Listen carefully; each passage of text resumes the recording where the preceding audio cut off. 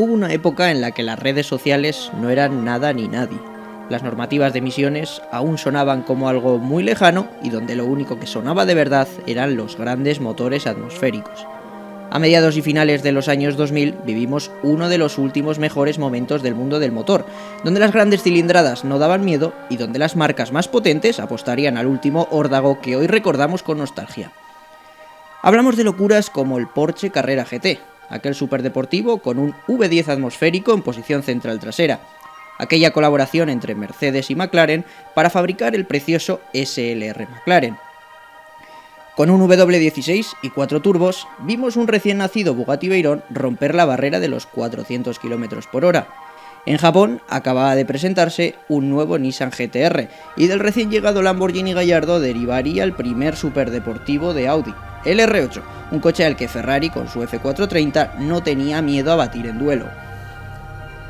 Fue una época donde los coches se compraban por pura pasión y no para ser guardados bajo lonas esperando llenarnos los bolsillos. Fue una época muy alocada y entre tanta creación divina apareció uno de los proyectos más entusiastas conocidos hasta hoy en día, la leyenda del BMW M5 E60.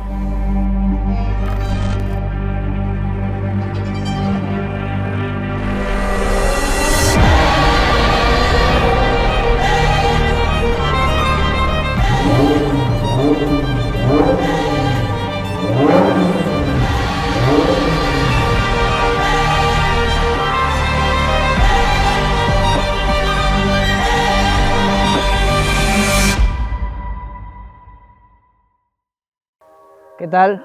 Bienvenidos a Unicars, una sexta temporada y bienvenidos a un vídeo muy especial, al vídeo en el que vamos a conocer bien al detalle una especie de vídeo documental del M5 E60, mi M5 E60. Si os estáis preguntando por qué he tardado tanto en hacer el vídeo del M5 E60, bueno, pues básicamente ha habido dos motivos principales. El principal y el más importante es que he querido que sea un vídeo especial, para mí es un coche muy especial y por supuesto eso ha llevado su tiempo porque he necesitado de un extra de dedicación a todo el tema de la documentación del coche y a buscar información muy detallada. De hecho, aquí tengo una revista del mismo año 2004 donde se presentó el M5 y he querido indagar información y buscar información del momento en el que salió a la venta, pues para poder contextualizar este coche en ese momento también. Y luego, por supuesto, otro motivo por el cual hemos tardado en hacer este vídeo, pues lógicamente es un M5 E60 y como buen M5 E60 el coche ha tenido que pasar por taller en algún momento que otro. Entonces con esas dos cositas, bueno, pues se ha ido retrasando un poco el tiempo pero bueno, lo importante es que estamos aquí y que hoy vamos a conocer bien a fondo el M5 E60. Pero bueno, antes de entrar en materia, me gustaría contaros un poquito más acerca de, bueno, pues un lado más personal mío y al final el vínculo que tenemos cada propietario con nuestros coches.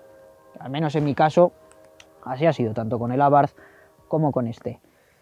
Para que os hagáis una idea, yo tengo 26 años, nací en el año 96, por lo tanto, los años en los cuales yo he sido niño o un adolescente que soñaba con supercoches e idolatraba coches y supercoches, han sido los años comprendidos entre el 2005 y el 2012. Digo 2012, que fue un poco el año en el que apareció el Lamborghini Aventador, que para mí marcó un poco el antes y el después entre la nueva era de coches o superdeportivos modernos.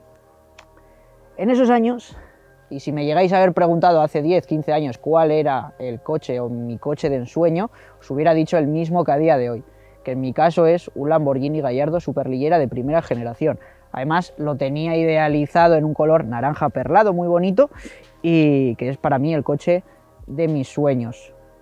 Ahora bien, ese coche es duro, es incómodo, tiene dos plazas únicamente, no es la opción más sensata y más racional a la hora de tener un coche. Entonces, ¿qué pasaba? Que yo cuando era crío, aparte de ese Gallardo superlillera, siempre iba acompañado de una opción sensata y racional, que era este M5 o el M5 E60. ¿Por qué? Pues porque tenía características de superdeportivo, llevaba 5 plazas, podía llegar a ser cómodo y a mí en ese momento me explotaba la cabeza simplemente de pensar que habían montado un motor V10 en una berlina. Eso para mí era una locura y yo me acuerdo que cuando veía un M5 por la calle me tiraba como loco a hacerles fotos. Las estaréis viendo porque he conseguido recuperar algunas de esas fotos que hice de niño y la verdad es que era un pasote.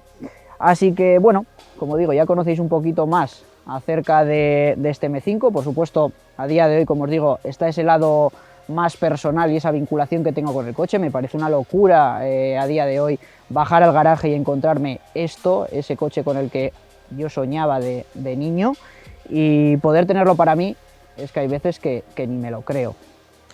Así que nada, antes de empezar con el tema histórico, os voy a contar ahora más en detalle cómo se crea o cómo se creó este M5 E60. Quiero contaros una cosita nueva que vamos a tener esta sexta temporada. ¿Y qué es eso que te voy a pedir? Bueno, por lo primero de todo, que te suscribas, que es gratis y además con un montón de vídeos que estamos preparando ya, así vas a estar ya preparadito para lo que se viene. Y por otro lado, no sé si te has fijado, tenemos aquí un diseño que a mí por lo menos me encanta de este GTS. En este caso hoy la llevo porque es temática M y es que estrenamos merchandising, estrenamos camisetas, sudaderas oficiales del canal. Son camisetas que han sido diseñadas por mí, es algo bastante raro que sea directamente el presentador del programa quien diseña las camisetas, pero como digo yo, son camisetas diseñadas por y para entusiastas del mundo del motor. Esta de GTS, os he traído también esta del Mercedes 190 Evo 2, que a mí me parece espectacular, como digo, las diseño yo. Y es una novedad que vamos a tener en esta sexta temporada, me habéis pedido, y lo dicho, en la descripción os voy a dejar la manera en la que podéis acceder a todo este tipo de merchandising, a este tipo de camisetas. Así que nada, ahora ya sí que sí, vamos al apartado histórico. Nos ubicamos a finales de los años 90, donde BMW se acababa de coronar frente a sus rivales con su M5 E39, después de haber roto la barrera de los 400 caballos de potencia gracias a su motor V8 de 5 litros.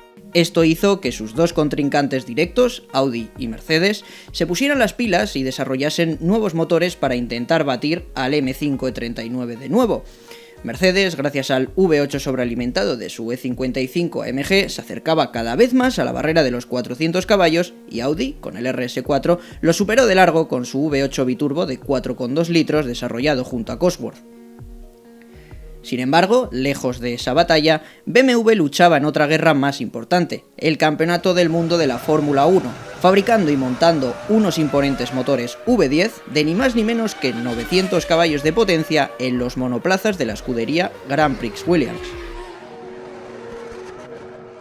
En 2004, del lapicero del diseñador Chris Bangle apareció la primera silueta de lo que hoy en día conocemos como la quinta generación del Serie 5, el E60. Un diseño que, pese a que inicialmente fue criticado por alejarse tanto de los diseños previos de BMW, es uno de los que mejor le han sentado los años. Lógicamente, una vez presentados los modelos estándar del Serie 5, la división BMW M tomó las riendas para desarrollar su variante más deportiva, el M5. Para mantenerse en el mismo juego que sus rivales, el sucesor del M5 E39 necesitaría obligatoriamente más potencia. Técnicamente era posible turboalimentar o sobrealimentar el V8 de 5 litros existente, sin embargo eso era algo que ya estaban haciendo Mercedes y Audi y la posición de la marca BMW en ese momento era la de apostar por motores de alto rendimiento atmosféricos y de alto giro en lugar de sistemas de sobrealimentación. BMW ya tenía el V12 del Serie 7, pero claramente era demasiado grande y pesado, por lo que apareció la idea de ir a por los 10 cilindros. Así que, ¿qué mejor manera de superar al mismo tiempo el modelo saliente y sobrepasar a la competencia que mediante el desarrollo de un nuevo modelo de motor que aproveche la experiencia de BMW en la Fórmula 1? Este fue el pensamiento que llevó a BMW a centrar sus esfuerzos en lo que se convertiría en el proyecto más ambicioso de la división M en automóviles de calle que se ha conocido hasta día de hoy. Todo ese desarrollo marcó un punto de inflexión culminante en la ingeniería mecánica pura y al mismo tiempo sirvió para brindar un puente entre la era analógica y la era digital en la que los software electrónicos controlan cada vez más el funcionamiento del coche, su comportamiento en la carretera y cómo responde a las órdenes del conductor. En septiembre del 2004, BMW presentó al mundo el M5 E60, Por aquel entonces la novedad lógicamente estaba aquí debajo y el verdadero protagonista fue el aspecto mecánico, dejando más a un lado todo el tema estético. BMW se la sacó totalmente y además lo que presentó al mundo no fue solo el coche, sino un espectacular motor, una transmisión de 7 velocidades que fue hecha a medida para este coche nuevo. El sistema de suspensión se reconfiguró ampliamente, la dirección era totalmente nueva y además apareció un elemento nuevo, un sistema electrónico nuevo de configuración que le dejaba o le daba unas opciones únicas al conductor de poder configurar la conducción que quería a su gusto.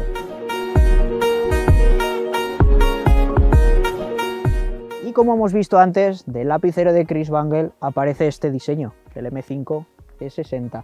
Inicialmente bastante criticado porque se diferenciaba bastante de un Serie 5 normal. Y es que si hacemos un poquito de memoria, el E28, el E34 y el E39 eran unos M5s que apenas se diferenciaban estéticamente de la Serie 5 normal de BMW. En este caso, lo mirases por donde lo mirases, siempre había a cierto detallito o cierto look agresivo que la hacía diferenciarse de un Serie 5 normal. Esto, como digo, al principio creó cierta controversia y luego ya es algo que se ha seguido heredando en el resto de M5s. Por cierto, el color de mi M5 de esta unidad es Silverstone Grey 2, que es casualmente con el color con el que se presentó el M5 en sociedad. Si nos acercamos aquí un poquito a la parte frontal, lo que os digo, esos rasgos diferenciados con respecto a un Serie 5, se eliminaron las luces antinieblas, se incluyeron aquí unas entradas de aire que van directamente a refrigerar frenos, vemos una abertura aquí en la parte de abajo mucho más grande y esta especie de bigote o de aleroncito que también se llegó a heredar un poco en diseño con el M3 E92. Si venimos por aquí nos encontramos otro de los grandes rasgos característicos de los M's de esa generación. Primero lo llevó el M3 E46 y en el M5 también lo teníamos. Tengo un amigo que me acuerdo que me dijo: yo cuando veo un BMW y tiene una branquia de estas en el lateral, sé que es un pata negra. Y efectivamente, es uno de los rasgos que luego ha ido caracterizando a las series M de BMW. Que por cierto, estas branquias no son, sin más, no son falsas, sino que sirve para evacuar también un poquito las altas temperaturas que se generan en esa zona y principalmente de sus frenos. Y si antes hemos mencionado esas entradas para refrigerar frenos y estas branquias para evacuar temperaturas en frenos, os estaréis preguntando ¿qué santísimo equipo de frenos tienes? Pues en efecto, señores, para parar este coche, para parar estos 1800 kilos de peso que pesa este coche, se necesita un equipo potente. De ahí que encontremos unos discos perforados y ventilados de 374 milímetros en el eje delantero, 370 en el trasero, fijaros qué diámetro lleva atrás también, con un ligerísimo sistema de pinzado que viene heredado del Serie 7.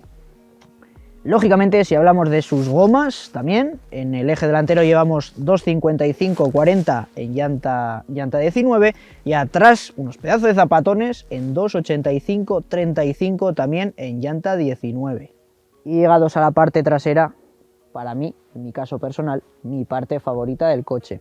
Vemos en la parte de abajo 4 colas de escape, 4 imponentes colas de escape que son las culpables de que nos hagan fantasear y escuchar esta sinfonía a V10. En la parte de abajo, curiosamente también, aquí nos encontramos un pequeño aleroncillo, que yo la primera vez que lo vi pensaba que le faltaba aquí una rendija o algo, pero no, es un aleroncillo que va así y que no lleva nada. Aquí vemos el emblema AM5, claro, signo de distinción con el resto de la gama, y en la parte superior un splitter o un aleroncillo que era opcional llevarlo. Esto, como vemos, es la versión sedán de 5 puertas y en aquel entonces se ofrecía también la variante E61, la variante familiar, que por aquel entonces, por cierto, no tuvo gran éxito, tan solo se vendieron unas 1600 y pico unidades, las cuales a día de hoy están cotizadísimas, cosa que se ha dado vuelta a la balanza. Era el último M5 o el último M que hemos visto en versión familiar, hasta el recién aparecido M3 Touring. Y como ya digo, esto está muy bien, la parte estética está muy bien, pero creo que es hora de conocer el verdadero secreto de este coche, el motor V10.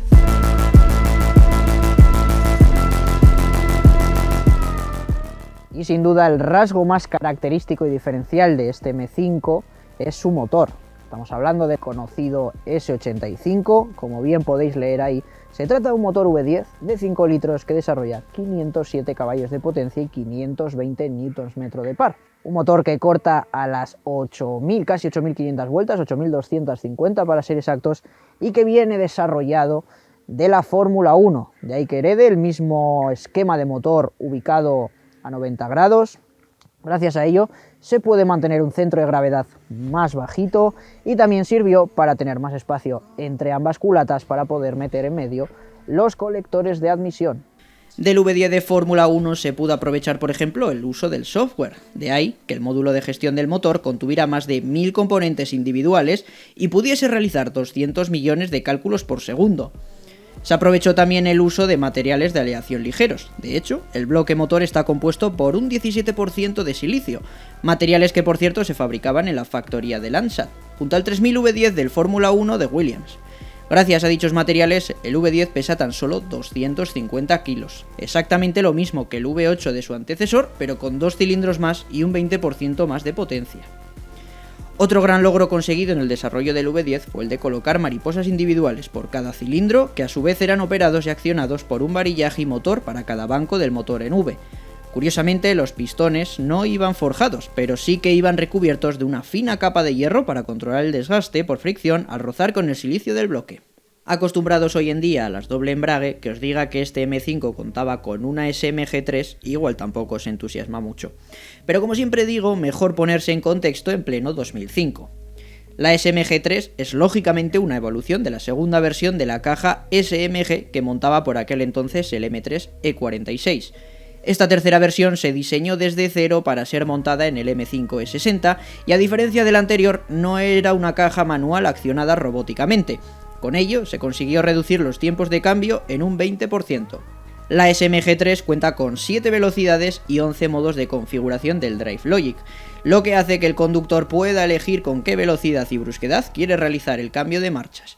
La caja puede configurarse totalmente automático o manual, accionado desde las levas tras el volante. Como curiosidad, el M5 ya contaba con modo Launch Control, y para los más puristas que se estén preguntando si existió una versión manual, la respuesta es sí.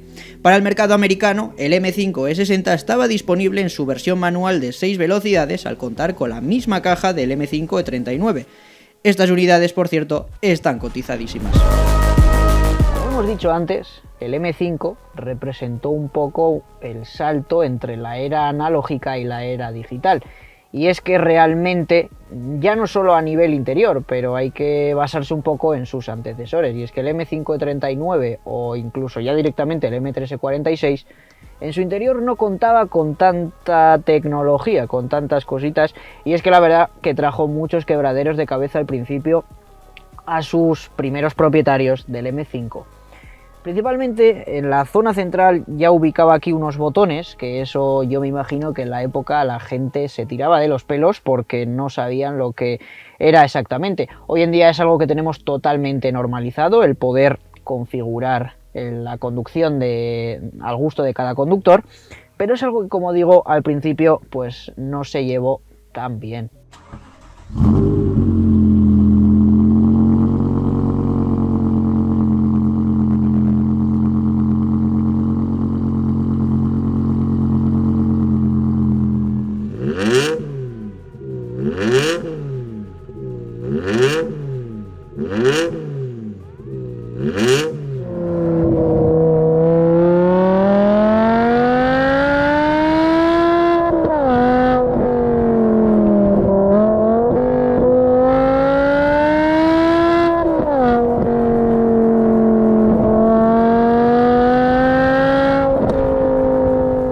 Pues iniciamos la prueba de conducción y yo lo primero que os quiero decir de este coche es que si vamos en el modo más normal, más confort, estamos prácticamente en un Serie 5 normal y corriente.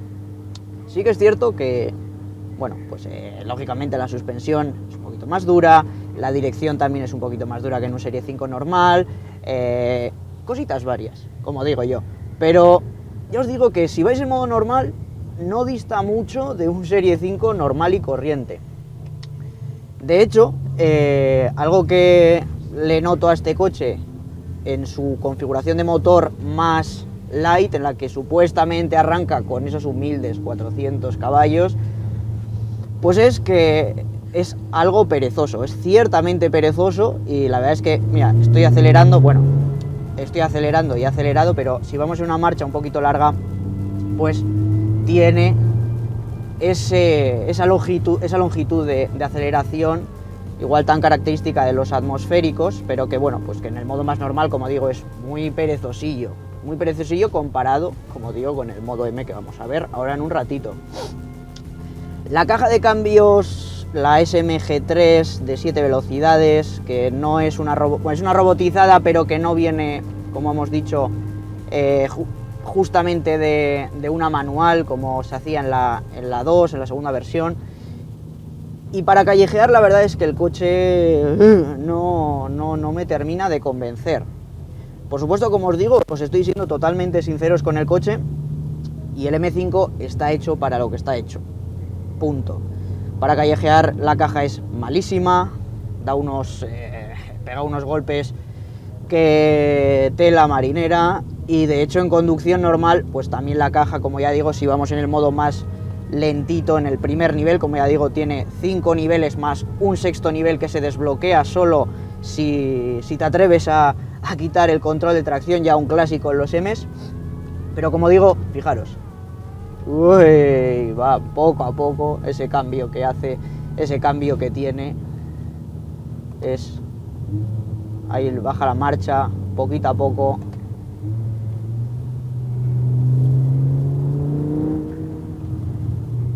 Bueno, pero la auténtica esencia del M5, como un auténtico M, solo se puede conseguir pulsando este botón. Bueno, se puede preconfigurar, como bien hateó Jeremy Clarkson en Top Gear, pero toda esa preconfiguración que se pone el conductor se lo guarda en un modo llamado M, que tenemos aquí en el volante, y fijaros,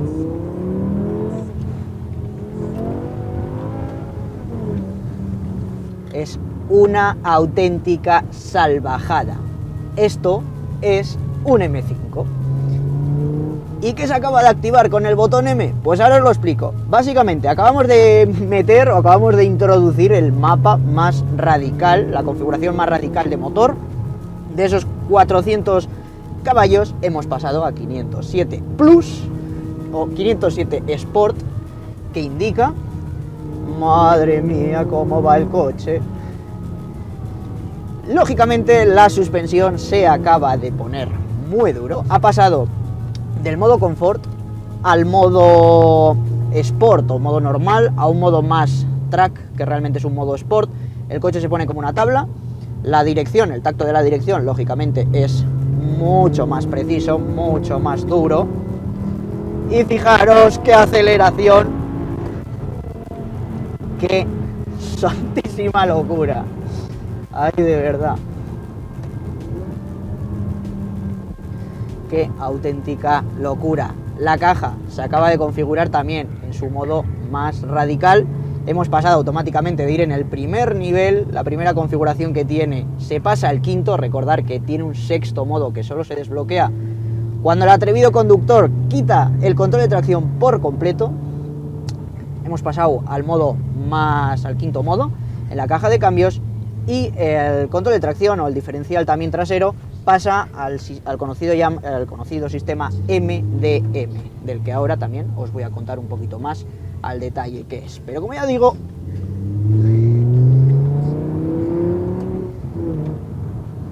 santísima locura de coche.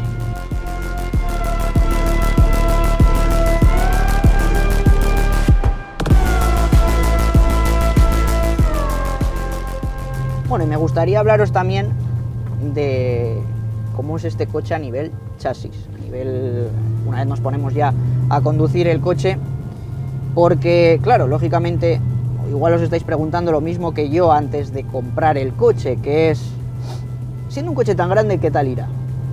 Esa era mi mayor inquietud, ¿vale? Y más viniendo de un Abarth, que era un coche tan sumamente ratonero, tan sumamente de carretera, de curvas, y era algo que me tenía preocupado. Yo ya había probado varios M3, M2 también, pero nunca un M5. Entonces, viendo un coche tan grande, yo decía, ¿cómo irá esto? Bueno, pues os puedo decir que esa incertidumbre se me fue el primer día que salí a dar una vuelta, además por esta misma carretera, porque el coche, lo que más me ha impresionado no es solo su motor. Lo que más me ha impresionado siempre de este coche es cómo va por carretera. Os lo digo de verdad, o sea, va finísimo.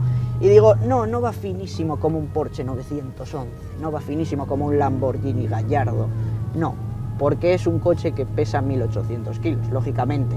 O sea, hay que basarse. Yo digo, el coche va finísimo para los 1800 kilos que pesa. Y es así, y es así. ¿Y por qué es así? Bueno, pues porque tiene un chasis puesto a punto por M, y es así. Y tú lo preguntas, y yo fue una de las cosas que normalmente en el mundillo de los M he siempre comentado cómo va este coche, y todos te dicen lo mismo. Es que es un M. ¿Cómo quieres que vaya? Si es un M. Da igual que tengas un M2, que tengas un M8, el más chiquitín o el más grande. El comportamiento de estos coches es totalmente excepcional, y no os lo estoy diciendo de broma. Es muy distinto de cómo se nota, por ejemplo, un Mercedes AMG o un Audi RS, que son más que nada la competencia directa. Un M es un M. Tiene una puesta a punto de chasis mucho más radical. Y es así. Y es, como digo, pues una de las cosas que más me ha sorprendido siempre de este coche. Cómo va y cómo es capaz de transformarse en un coche totalmente normal a un coche totalmente de carreras, no de carreras, pero sí en un coche, en una bestia muy radical.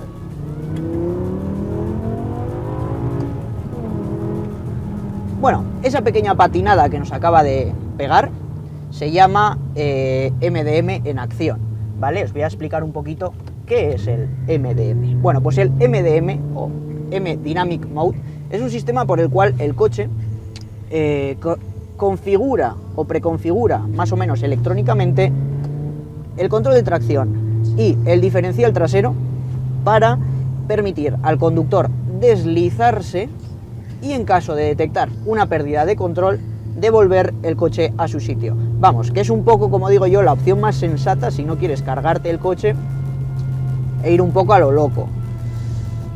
Aún así también es peligroso, hay que tener sentido común, dos dedos de frente, hacer 45.000 cálculos por segundo para que 500 caballos al eje trasero no te maten, pero la verdad es que, como ya digo, es la opción más sensata para no cargarte el coche y para no matar.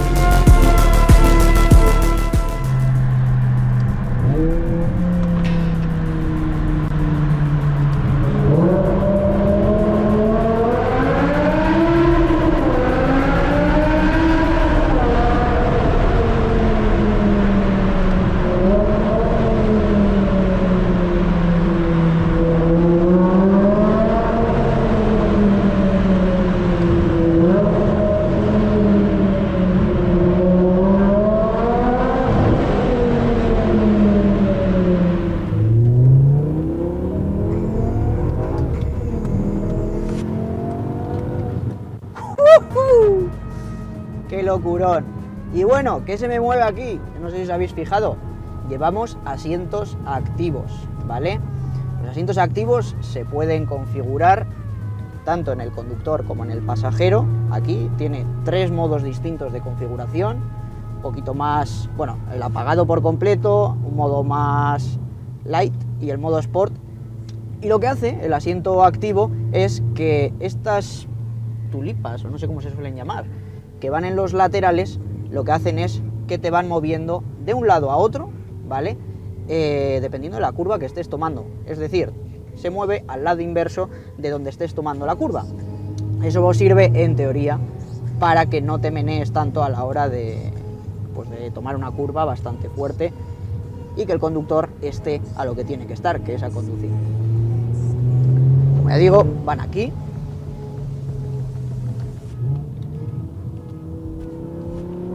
Y no sé si lo estáis viendo, pero los asientos se están moviendo. Esto, como digo, están disponibles en en el asiento del conductor y del copiloto, los puedes poner desde aquí, lo puedes activar también. En mi caso lo tengo puesto para que cuando yo le dé al botón M, pues se active ya automáticamente. Ahora bien, os voy a decir también una curiosidad. A mí esto me flipa. Sí que es cierto que si vas en una carretera muy ratonera, llega a ser a veces un poquito coñazo, te está moviendo todo el rato. Y luego también os tengo que admitir que no fue en un M, en el primer coche en el que lo vi. Yo lo vi por primera vez en un Mercedes E55 AMG que tiene Asier, que ya le visteis ya le conocéis del canal. Y fue la primera vez que lo vi, y la verdad es que es una cosa que si no eres conocedora o si no lo has visto antes, pues bueno, llama mucho la atención y es bastante curioso que algo se te esté moviendo aquí. Yo en su momento lo flipé, y ahora cuando se monta la gente en este coche que no saben lo que es esto, pues flipan bastante. Bueno, otra curiosidad más que tiene el M5 y que a mí me ha sorprendido para los años que tiene, es que tiene un HUD o un Head-Up Display. Es una pantallita, bueno, más que una pantallita, es un reflejo que se produce sobre el cristal, ¿vale? Y el conductor, bueno, pues tiene información acerca del coche. Que sé que ahora mismo eso es algo que tienen un montón de coches, pero acordaros que estamos hablando de un coche del año 2006, ya tenía, y además es curioso también porque tiene dos modos diferentes de Head-Up Display. El primero de ellos, si vamos en una configuración de conducción normal, pues nos aparece lo que es la velocidad y las indicaciones del navegador si lo llevamos puesto, pero aquí lo curioso, si le damos al botón M, se carga otra configuración digital diferente, y lo que vemos es un cuenta revoluciones tipo digital, de hecho aquí lo llevo, digital tipo de carreras. Vemos una primera fase en verde, luego en amarillo y luego en rojo, que sería ya rozando pues casi las 9000 vueltas. Es más tipo carreras, vemos la marcha que llevamos justo en mitad del Head-Up Display y la velocidad. Y como digo, pues a mí sinceramente me parece un pasote. Otra curiosidad que tiene el M5, ya digo, este coche está lleno de curiosidades y secretos. A altas velocidades los limpiaparabrisas se aprietan contra el cristal, pues para ganar algo de aerodinámica y bueno, pues para no entorpecer tanto al aire que golpea en esa zona. Es algo curioso, porque ya digo, como veis, es un coche tan de autobahn, tan de coger altas velocidades, que hasta el limpiaparabrisas tiene ese detalle que a partir de altas velocidades ¡plup!, se pega hacia el cristal. Una pasada.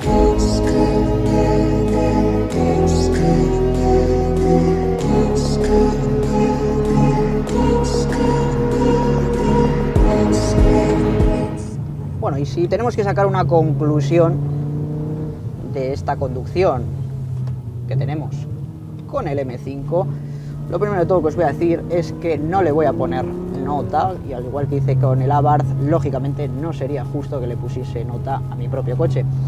Pero lo que sí os voy a decir es mi opinión sincera de este coche. Hay que tener en cuenta que es un coche, o es un motor principalmente, de los que ya no hay. Los nuevos M's son todos motores turbo, ya no hay atmosféricos, y lo más parecido a un V10 atmosférico que podemos encontrar hoy en día en el mercado es un Lamborghini Huracán o un Audi R8, coches que, por cierto, bueno, por lo menos el R8 dejará de estar catalogado, pasará a estar descatalogado en este 2023. Este coche es un coche con muchísima esencia, donde puedes estirar hasta las 8500 vueltas. Decidme vosotros qué coche puedes estirar hoy en día hasta las 8500 vueltas de esta manera. Nos tenemos que ir a un GT3, así que con eso os lo puedo decir todo. Lo que más me sorprende de este coche, aparte de todas esas cosas que hemos ido viendo ahora en el vídeo, es que sigue estirando. Lógicamente en una carretera de estas nos sobran caballos por todos lados. Qué delicia. Pero lo que os digo, lo que más me llama la atención de este coche y lo que me parece una auténtica pasada es cómo cuando el coche llega a partir de 5.000 vueltas, que en un motor normal y corriente, a esas 5.000 vueltas el motor casi que empieza a morir, aquí a partir de 5.000, 6.500 vueltas, el coche es cuando de verdad entrega sus 520 Nm de par, y eso me parece una auténtica salvajada, porque es que parece que te vas a matar y realmente dices, uy, si es que todavía no ha empezado a acelerar esto. Y es una auténtica locura. No he vivido nada igual, nada parecido a nivel de conducción. Esto entrecomillado, me refiero a una berlina, que una berlina se comporta así, se mueva así, se escuche así. No lo he vivido, y lo más parecido y lo más cercano y la referencia más cercana que tengo para comparar este coche con estas sensaciones de V10 es de otro V10, de cualquier Lamborghini Huracán que he probado. Y eso es lo único que me llevo yo de este coche, que es una auténtica pasada, que es que vas... es una locura. Vas dándolo todo y de repente miras para atrás y te acuerdas que llevas detrás 3 asientos más. A mí me parece una auténtica fantasía de coche.